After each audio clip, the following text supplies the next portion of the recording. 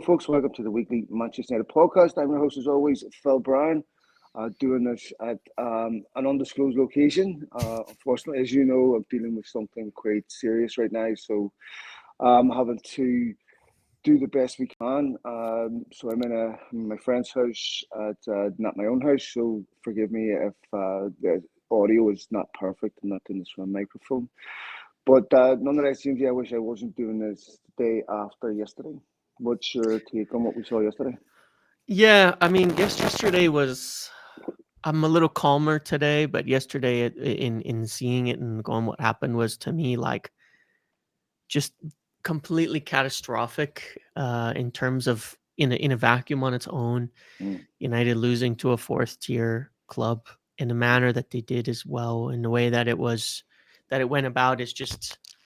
I mean, there's no manner that I think makes it acceptable. You know what I mean? But I think that for me, the most frustrating aspect of it all, when I think about it in general, because there's a lot to unpack here, and I'm not trying to put it all into one area, but I think the one part of me that feels the worst about it in general is that the manner in which they lost, the manner in which they conceded goals, you could see coming for 2 years now. It's been a problem for such a long time that, there's other issues with the performance, don't get me wrong, but two poor incidents of goalkeeping being a factor once again against a fourth tier club, when you knew this was a problem, to me, feels like gross negligence. It's been 3 games and United have conceded 3 goals due to keeping errors already out of 4. That's the part that I can't be forgiven about, because every single thing that's happened was entirely predictable. It wasn't like, going into the Arsenal game, it wasn't like it was a shock. The United somehow managed to find, in my opinion, the 2 worst goalkeepers. I'm not exaggerating. That I've honestly, I've never in my life seen goalkeepers that can't come for corners. And what you can see with Onana is, you can see mentally he's trying really hard to fix, to overcome the issues and the mistakes that he's had in the past, and it's making him make judgment errors. Excuse me. But we said on one of the first podcasts, Ruben Amorim was taking his job on this. You could argue Onana cost Ten Hag's job. That Champions League thing single-handedly 100%. Knocked us out. Yep. Someone uploaded a link of his bloopers and how long they go on for at United, and it is, I mean, when you see it, I don't like to go into footed on a guy, but I honestly can't understand, James, how you go from being voted the best goalkeeper in the Champions League to looking like you've never, there's no level of football where those aren't unbelievably calamitous errors. And I'm talking about under 10, and I'm going, this is bizarre to me. And buying deer on corners, right? I mean, he looks like a 6-year-old, and you're being targeted by Grimsby, Pilsen.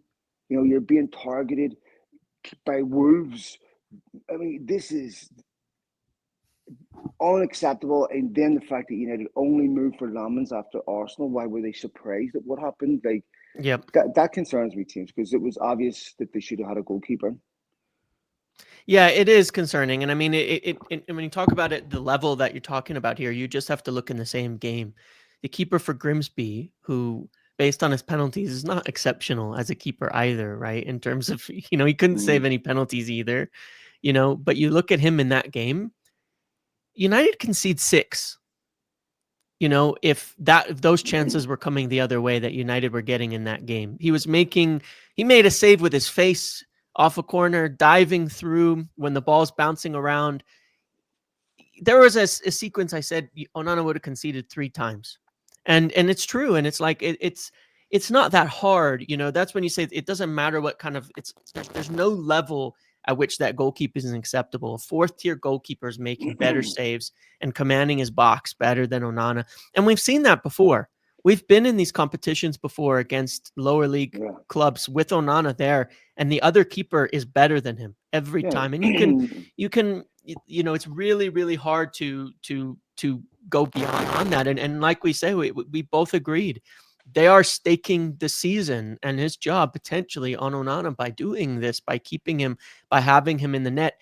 That I don't understand. I can understand where there's players where you could say they're underperforming, but there's bright sparks. You know what I mean? You can see that with many of the players in the squads. You can look at them. I thought last year, like there were players like, sure, I don't think, De Ligt, he started off this season really well, had some ups and downs last season, but you can say, cool, we may be good to go with a player like that because we know there's talent and that there's something.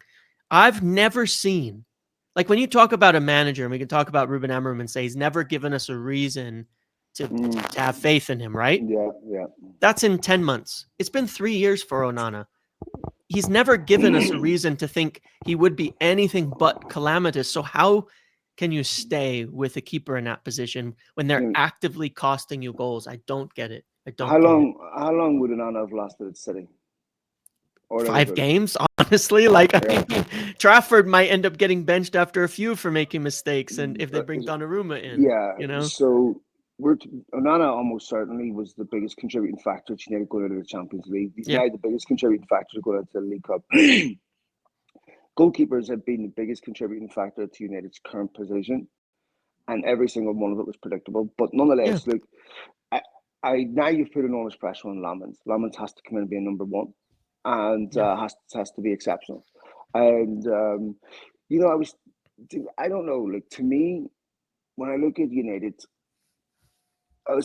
if you are a company, an institution, and you hire the best engineers in the world, and all these engineers before you hire them are highly sought after, highly accomplished, but within 2 years, they look like novices and there's no end product. That has to be an institutional problem. That has to be a problem with Manchester United as a football club. Because if Amorim walks or gets sacked, this is an Ineos problem, James. This is your guy. And the question is, why does everyone who come to United have rapid decline? Like, that is something that, to me, Ineos have to fix. And I look at Amorim and going, maybe he isn't the right guy. I don't know, but I just have no confidence a change of manager, and that's what we're missing. And a change of system will be great. There has to be deeper problems. Yeah, I mean, I agree with that. Like I say, it's the type of thing where I go, all right, you can go on about formation, you can go on about system, things like that. Maybe it's not the right one. Maybe it's not the best system. Maybe it's not the best formation. I don't know.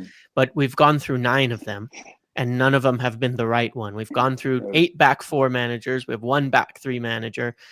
What's right, what's wrong? We've done 4-2-3-1s and 4-3-3s, and we've done this and we've done that, and we brought in Ten Hag with his setup that was totally unique at Ajax, and then he couldn't do it here, and it all changed. And it's like, it's fine. Then maybe they're all just the wrong choice as manager. But games like Grimsby, much more so than games like Fulham with a draw, tell you there's something else very, very wrong. There's something deeply, deeply problematic that no system is going to solve, because it's about players.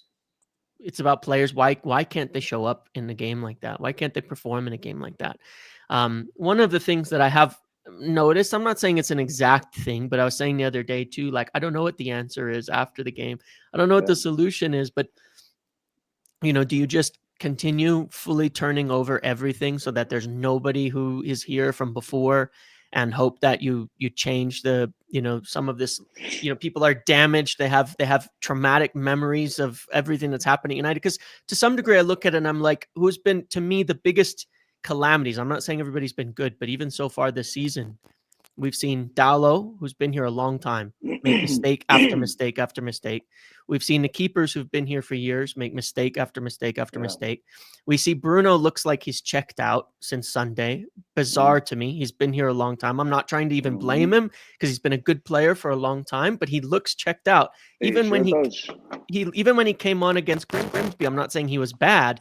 He looked very different, very odd, very muted in the way that he was acting and moving about on the pitch for that 45 minutes. It was just odd. I didn't see the same things. And, I look at him and I think, I look at things like I see, when Onana makes those mistakes and they concede a goal, and I look at the whole team and what do? They all turn around, quiet, walk back towards the center circle. There's nothing there. What is that? There's a It's resignation. bizarre. There's a resignation that's inevitable. And, I look at all this, James, and this is typical end of, transfer window calamity. Right. United have this always at the end of a transfer window. Amad Diallo gets taken off against Fulham, and he doesn't look happy. Okay, fine, that happens. Then I see him last night, and it reminded me of Marcus Rashford away to Spurs, which was right before the Jadon Sancho thing happened. Right after the Jadon Sancho thing happened. Yeah. And I remember saying to myself at that time, he looks like a player that promises have been broken to. And I look at the legs of Bruno Fernandes, I look at the legs of Ahmad, and I just see a deflated resignation in their face that they don't believe in what they're being told. They don't believe that what they're going to have success on the pitch. And you always see this at the end of a transfer window. And to me, I don't know, James, I don't know what is the cause of this, but it's unbelievable to me. And it's been happening for a long time. I was looking at United's results as well. I mean, even in it, and not to say it can't turn around, in Solskjaer's second season, which was his best, United lost 5-1 to Tottenham in the game before the international break. This early international break that comes in. Every time this international break comes in at the end of the window, United are in crisis every single year. It happens literally every single one. Ruben lost, Ten Hag lost, those first two games in his first season. And it's like you get this panic. And that 5-1 against Spurs, Martial gets sent off, looks like he's given up. A bunch of players look like they've given up. And you get this very odd thing. Now that season turned around, and even Ten Hag's first season kind of turned around over the rest of the season. So it's not to say that it's a definitive thing, but it is weird. United have been bad at the start of these seasons, and you get this really, like, I don't even know how you would describe it, but you get this serious, like, give up phase that occurs within 2-3 games of the season starting. And then often, you get into it and they get into some sort of rhythm after that, and things tend to pick up a bit. But I don't get why it happens and how it happens this quickly and this disastrously, because it's not made up. I was listening to the guys on Talk of the Devils on this too, and I was there on the preseason tour. I was there in Chicago, and I was there seeing it. It wasn't made up that there's a good team spirit and a togetherness and these types of things that were happening. That existed. It was real. And like I said, I listened to Talk of the Devils guy, and they're talking about it even when Carrington was open and they're at the event. They can feel it. They can see it. It's different. But then they go out in Arsenal and they have a good game. But then 10 days later, it's like they can do that against Grimsby. It's so mind-boggling, and and that's why I'm just that's what confuses me so much about what the answer is. I don't understand it. I don't know how it happens. Yeah, I mean, look, I don't think curating an amazing atmosphere is an exact science. Sure. Right. Sure. Otherwise, it would be easy to do. But I still think, James, I always go back to this Ronaldo quote about the aquarium, and you take out the old fish, put in new fish. It's the environment that's making fish sick, and I don't know. It's very difficult to root out a culture when United's size is almost its biggest weakness, because it was a football club, unique football club where its brand was so big. You could prioritize just qualifying for the Champions League and winning the odd trophy and generating enormous revenue. When you prioritize profit, self-enrichment, everything becomes a casualty to profit. And you inevitably attract people who work towards their own selfish interests Right. rather than a collective goal. And then you get this. You get a feeding frenzy and there's just no collective buy-in to any goal because people weren't brought there on those pretenses. They were brought there to be commoditized and monetized. I don't know how you get a culture back where, okay, we're only going to reward sport and success. And that's going to be the driver for. I don't know how it's. And the thing with United is that pendulum swings so heavy. After 2-3 bad games at Bournemouth, you're fine. 2-3 bad games at United, the mood just completely deflates, and that's really difficult. Like Amorim badly needed a run of form to get momentum, and it just hasn't happened, James. Yeah. Yeah, and the thing is, I get what you're saying, and the thing that's kind of strange to me is like, not strange to me, but I have to wonder, and I'm not trying to pin this on people because we all do it and we all talk about it, and United's the biggest, and that's why it happens. But like, you look at the reaction to the draw to Fulham. Nobody who isn't at United will have ever experienced that kind of reaction to a draw in the second game of the season. That it was like viewed as this massive catastrophe, questions of the manager, questions of the player. You know, are we already talking about I mean, the amount of reaction to that Fulham game was wild, actually. In general, when you contextualize it to any other club, you wouldn't be seeing that. You just wouldn't. And not in England, not in anywhere. I mean, Newcastle, obviously we can say it's for different reasons, but Newcastle have 1 point in the league as well. Aston Villa, 1 point in the league as well. Most of the players that come from teams that are lower in the tables in different countries, things like that. They'll never have experienced something like that. And then you get 2 days of stories about Kobbie Mainoo not starting and it being this big drama about Kobbie Mainoo and is it time to kick out Bruno? And you get all of these things that go back and forth. Most of them will have never experienced it. And I've always worried that people are so aware these days of what goes on online, of the stories, of the talk, of the social media, of everything, that it's even more damaging than it's ever been in the past. Is it even possible, to survive these setbacks? Can people's mind and personality even handle the amount of negativity that swirls in such a short time at a club like United, or is it too far gone? I mean, you could say that there's other clubs that get it right, but they've never been as badly run down as United. They've never been so far away from success as United. The Madrid fans and things like that can be rough when they lose a game, but they're never more than 1 year away from winning a Champions League or Premier League. They've never been more than 1 year away. So they can handle it because they do believe we'll be back next season if we screw it up this year, and we will get it next year. And then they do. United are 12 years removed from any kind of success. And it's as bad as it's ever been in terms of, the talk around it, the negativity that swirls. I mean, properly run football clubs, they flatten their curve between, good seasons and bad seasons.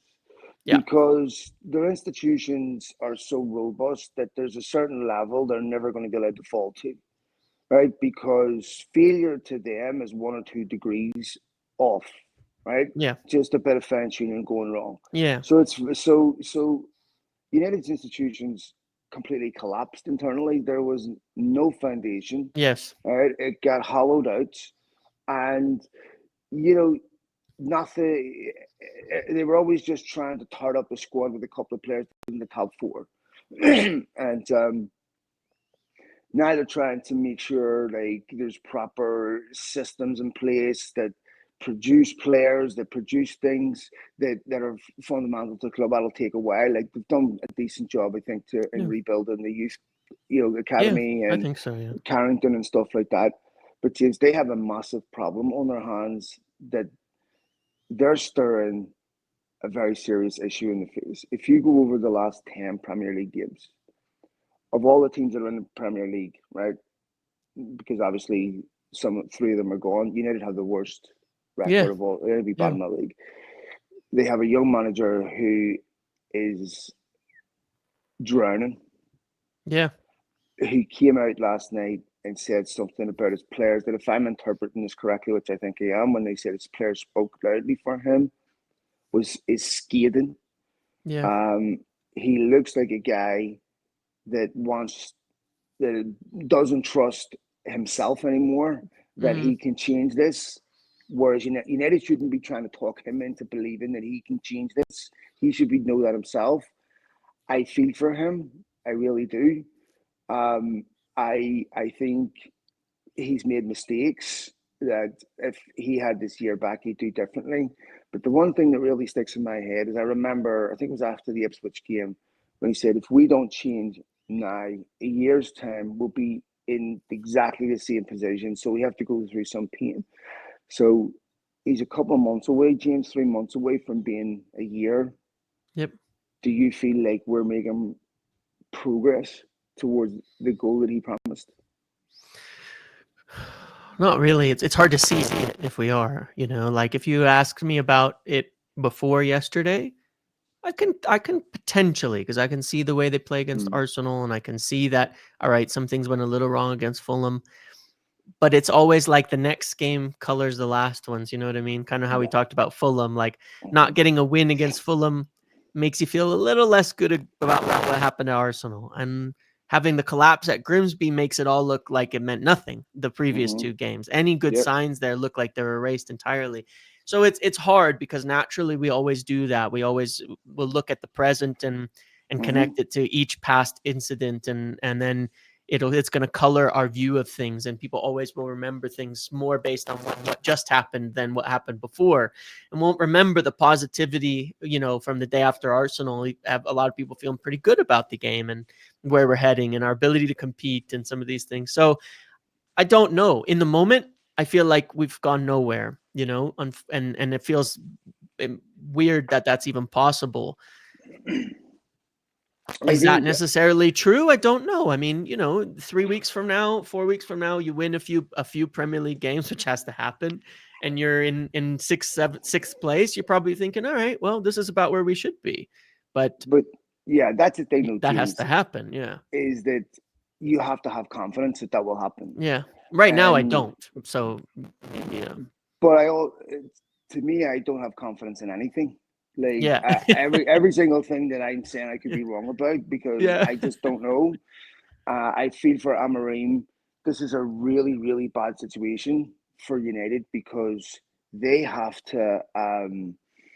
What do they do here, James? Like, there's no way any of us can sack Amorim. There's no way. And they're not going to right now. Yeah, there's I no can say way, that for right? sure. They're not going to. Yeah, But this guy has to start winning football games, James. Like, we're sitting yeah. here. I never, after 3 games, if you'd have said to me, United will have lost at Grimsby, lost against Arsenal, drew against Fulham with an OG, I would have said this, and all of them with goalkeeping errors, I would have found that hard to believe that that could I happen. might have believed the goalkeeper thing if you told me it was Onana and by India, Well, but no, but James, remember, a which week is the to crazy part. But yeah, 17th of August, Ruben yeah, Amorim said, "I'm happy with all three of my yeah. goalkeepers." I know.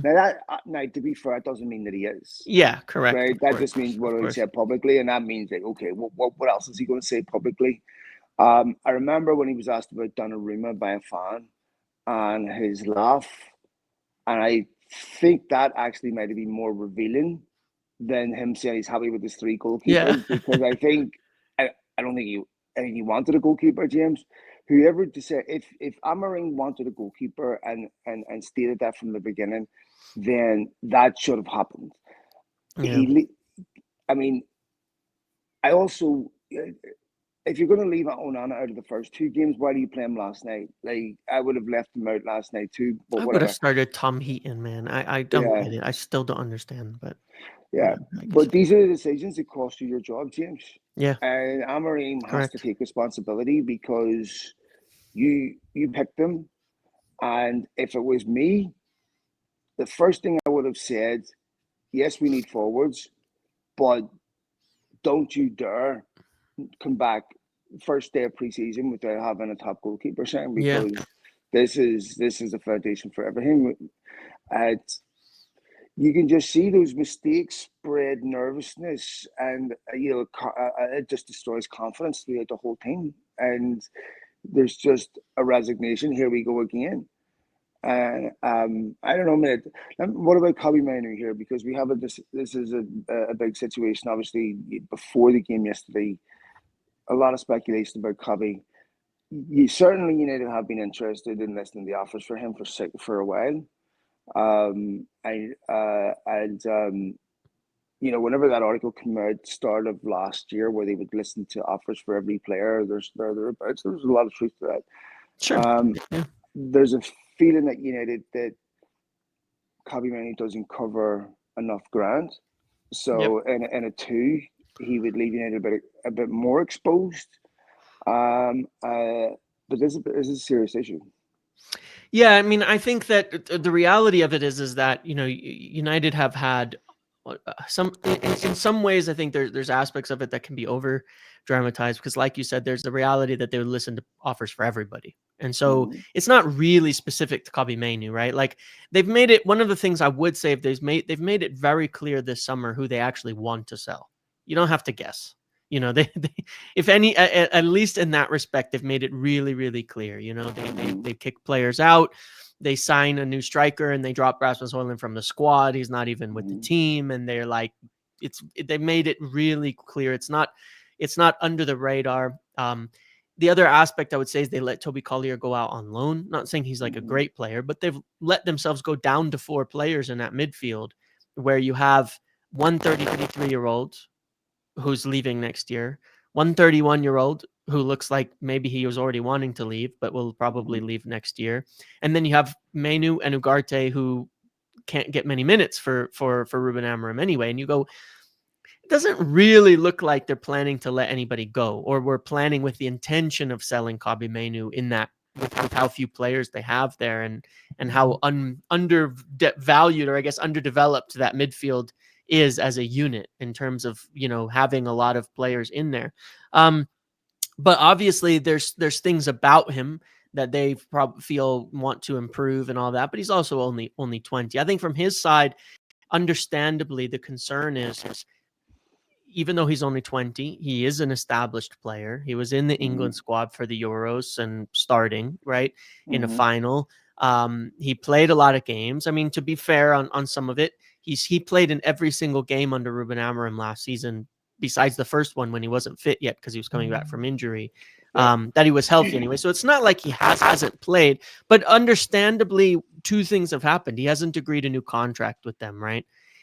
He's not agreed a new deal. That hasn't happened yet. And secondly, he'll want to make sure he's going to play a little bit more, and that, 2 games, but right before the end of the window, not starting, not coming off the bench, even with time still left in the window, is sort of the right time for I don't know that it's necessarily the exact right time, but it's an understandable time with a little bit of the window left for a player to sit and go, am I going to have a place here this season? Am I going to play, or like, should I be trying to get out of here because I need to play football this year? And I think he will. I think that one will settle out. I think the end result of all of it that both parties would want is that he agrees a new contract. It's not like they haven't talked about it. That's part of the other thing. United have spoken with him about a new contract, which they wouldn't be doing if they didn't prefer to keep him. I'm not saying it's an ultimate 100% one way or another, but they're not giving contracts to players they don't want to keep very clearly. So it's an issue that they do have to solve, though, because I think you can't mess it up. I don't want to see Kobbie Mainoo leave, and I don't want to see him sold, and they should sort it out. So it's an issue that I think both parties have the same intention, which is for him to stay and succeed, but they need to sort it out, and it is something to fix. Look, I think I really want to see Kobbie Mainoo stay. I think he's a fantastic player, but I've seen a few clips of people saying if Amorim goes, United should put a hold or put the brakes on players leaving, like Garnacho. That to me is the one thing you don't do. Yes, because I think it's really, really important that NEL send a message to players that you can't get a manager sacked, and then as soon as the manager goes, you get another chance. No, if you do this, you go too, because it's not the manager you betrayed; it's the club or whatever. And the fans. You don't play for them; you play for us, essentially. At the end of the day, exactly. So it's really important that United continue, because it's not about Garnacho or Anthony. It's about the next Garnacho or Anthony. It's about saying to the next player, "Okay, Yep. this is not acceptable. Like, this is you United have to stop this, where players get a second chance after a manager goes. No, if once these types of things happen, I think then you have to." The club has to set a standard, a disciplinary Yes. standard, Yeah. and hold it. And so I think this is a something that United have to do. We'll do anyway. I think Garnacho, obviously, Yeah, haven't I'm not seen anything. concerned that they'll back out on Yeah, that. they're It's not going. going to happen. Yeah. So let's say United sell Garnacho, Hoyland, and Anthony. Surely there's room for at least another signing outside of Lamens. You would think yeah, I mean, there is for sure, right? There should be the financial room for it. I mean, there may not be enough time. I can understand. I can understand the idea of not wanting to buy, stop gaps and things like that in certain positions when you're trying to build in the long term. However, one of the other things that does bother me a bit, besides the goalkeeper thing, which is really, really obvious, is when we talk about that midfield. Um, if we're building for the long term, it feels very wrong.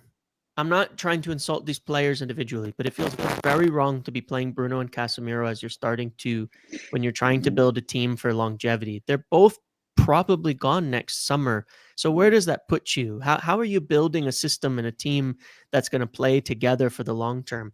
You want to go get Carlos Baleba next year and you can't get him now and he's the perfect guy. Cool. That's fine. But then get somebody else as well now, a young player that can come in and build for the future, that can be here for the long term. Maybe they're not the starter next season. Maybe the starter next season is Kobbie and Baleba or something like that. But get somebody in there that you trust to play and give you different options and do that, because it throws red flags to me starting two players that aren't there for the long haul when you're trying to build for the long haul. It feels like cheating in a way, you know what I mean? Like, it feels like it's antithetical to the whole narrative you're trying to set, because I can get on board with the idea we're turning the squad over, we're starting fresh. Yes, it's going to be some bumps in the road as we put a whole new team together and get them worked out. But then I look at it and go, well, what's Casemiro got to do with the future? No offense to him. What's Bruno got to do with the future if he's going to leave in a year? No offense to him. I get some of it is winning games now, but we're not winning games anyway. So you might as well, offer some support and actually follow through on building for the future.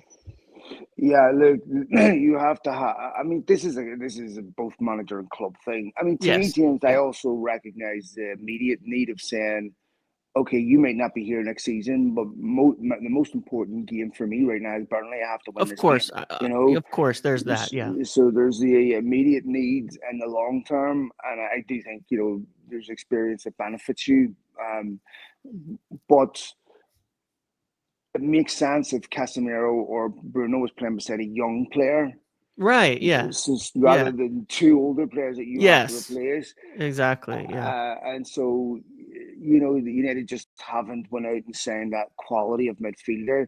I mean, you take a look at City, like you said, James Trafford, they would have spent 180 million in January. Some of those players are already rendered, Yeah.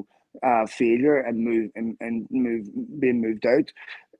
United, United would have players like Nico Gonzalez for years and years and years before they would end up abandoning them and getting them out. That's something where with the likes of Hoyland and stuff, I'm not completely giving up on him, but I do think United need to lower the threshold and the time span between for how long you get. Yeah. That 2 years should have been the threshold for Onana. That would have Yep. prevented this Yep. happening, and they're going to have to shorten that and say, look, Yep. no, if you, we're not going to give you 3-4 years, and this is just going on for way too long, and there's been far too much tolerance, James, and we're having conversations now that, to me, a football department should have easily identified. It should have been obvious to me for all the people on that football board that it is unconscionable not to sign a goalkeeper, but they didn't, so here we are. outside of Believe and what have you, do we think that there'll be anything else? I know we any obvious names you think they'll bring in a midfielder outside of Lamans or Well, Wharton and Yeoman have been the two that they've been kind of looking at as well, which are obviously ones that you could probably play next to Bruno or next to Kobbie to kind of replace Casemiro. I like the idea. I like the concept. I think you're looking at the right position to play somebody in, but it feels like both are going to be quite unrealistic in that sense. Now, is there time? Right as we're kind of talking, apparently, being reported by Sky Sports Italy that a loan with obligation for Højlund is done for 45 million. Well, that frees up quite a lot of money if that's true, which I would suggest it's true, that it's agreed, and that Garnacho will go here momentarily in the next few days for 35 to 40 million. That's pure profit, even if it's not that much money. And I get that one might take issue with the amount of money that is. It does represent a pure profit from a PSR standpoint and a financial standpoint. There should be space. I mean, Wharton and Yeoman would both be kind of expensive, if even possible. I'm not even sure if Wharton would be sellable by Palace at this point. Maybe not. But you could go do something in this. Maybe there's other names, less expensive or more available ones in that position. But those are the only obvious ones. I'm still surprised that United never made any sort of tangible move for Ederson, because I also think he'd make a good addition to that midfield. He's very physical, very athletic, very energetic. And they've been watching him for years. So those are the only ones I can think of, to be quite honest, that are possible, that anybody's heard of. And then, of course, when you have a bad start and you go to the market, now the price for those players goes up. And, Yeah. When United get to a point where they're not trying to still do deals on the last 2-3 days of the window, that are key, that are deals that you can already see in the team, they desperately need, that weren't addressed, then we can have confidence about where we're going. To me, they have to go.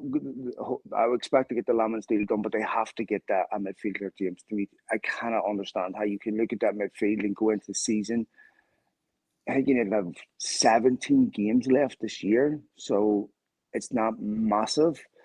But for Amorim, I'm doing everything I can to make sure I get that midfielder.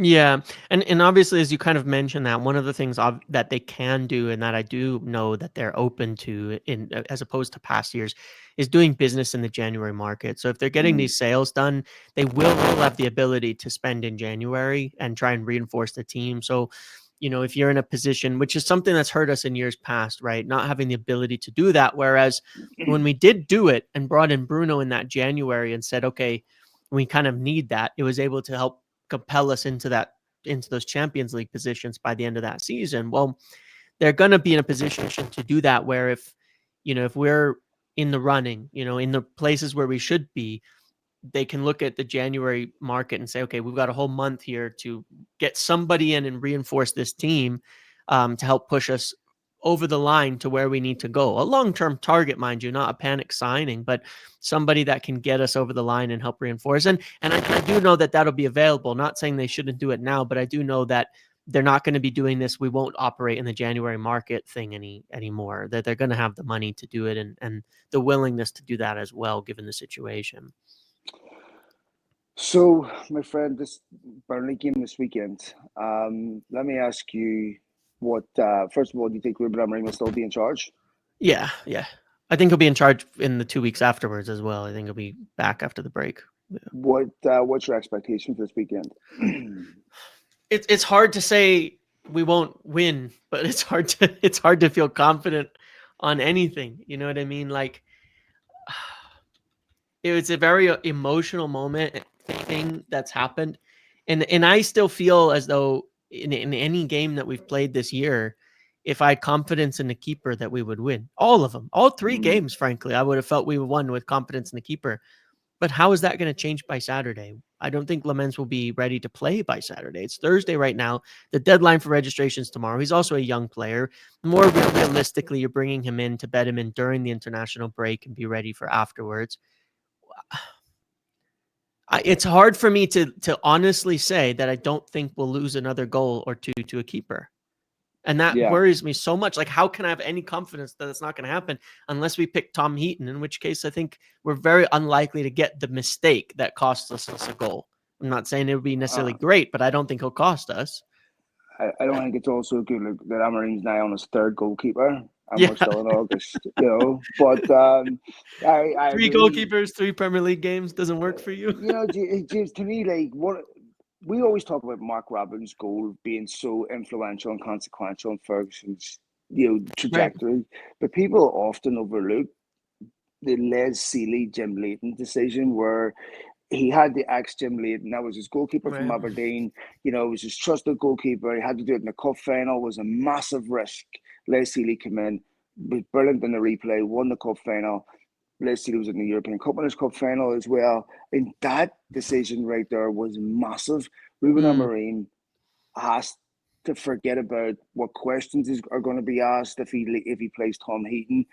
Because if either one of those two goalkeepers play and they make another calamity, he owns it. If Tom Heaton makes a Yeah. calamity, you can sort of forgive it and say, They've okay, tried like, everything. I've tried yeah, everything.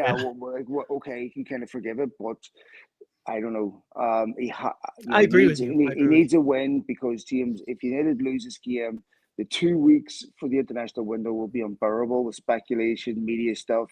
It'll just be a constant deluge of negativity. So um, I have a feeling that United will respond because not just players will obviously be embarrassed, and I think you. Yeah.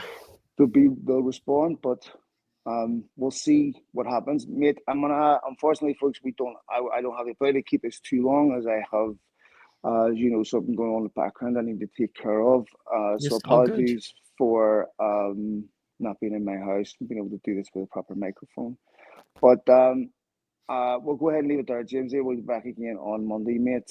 So thanks to all of you for the downloads and everything else, likes, shares, and I appreciate you persevering with this. All the best, Jamesy.